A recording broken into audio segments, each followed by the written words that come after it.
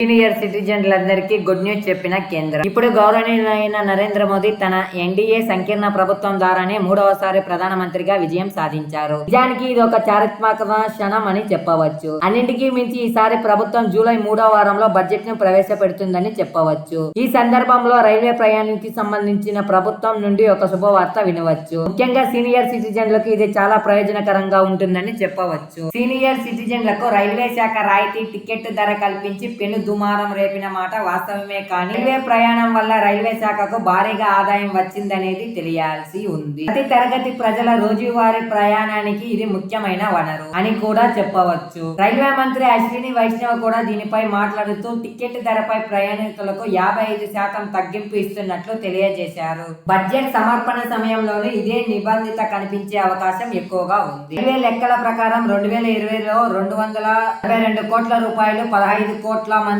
Senior సిటిజన్లకు మాత్రమే 23 కోట్ల రూపాయలు వచ్చాయి. అయితే ఇప్పుడు ఈ బడ్జెట్ ప్రజెంటేషన్ లో ప్రభుత్వం మళ్ళీ సీనియర్ సిటిజన్లకు టికెట్ ధరపై రాయితీని తీసుకువస్తుందా లేదా అన్న ప్రశ్న అందరిలోనూ తలెత్తుతుంది. ఇది అమలైతే సీనియర్ సిటిజన్లకు శుభవార్త. సో ఇదే మనకు లేటెస్ట్ గా వచ్చిన అప్డేట్ ఫ్రెండ్స్. ఇలాంటి లేటెస్ట్ అప్డేట్స్ కోసం మన ఛానల్ ని ఇప్పుడే సబ్స్క్రైబ్ చేసుకోవడం మర్చిపోకండి. Thanks for watching. జై న్యూస్ తెలుగు.